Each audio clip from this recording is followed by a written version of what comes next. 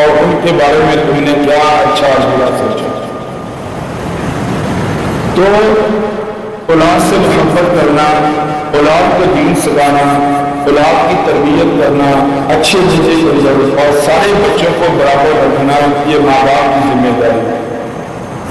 یہ ماں باپ کا فرض ہے۔ جو ماں باپ اپنا فرض ادا کرتے ہیں اور آگے سے اولاد ان کا ادب کرے، احترام کرے، یہ ماں باپ کا حق ہے کہ جب ماں باپ اپنا فرض ادا کریں گے ان کو ان کا حق جو ہے وہ اللہ کی طرف سے مل ہی جائے گا۔ دیکھیں، مزدور جب مزدوری پوری کرے بعد میں اس کو مزدوری ملتی ہے، سارا دن محنت کرے، شام کو اس کا مالک اس کو خود بخود مزدوری دے دیتا ہے۔ ایسے نہیں ہو سکتا کہ مزدور کام نہ کرے اور شام کو اپنے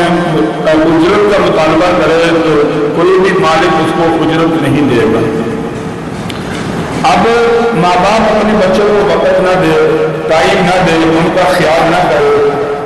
ان کی تربیت نہ کرے، ان کو قرآن نہ پڑھائے، قرآن کا ترجمہ نہ سکھائے، حدیثیں نہ پڑھائے،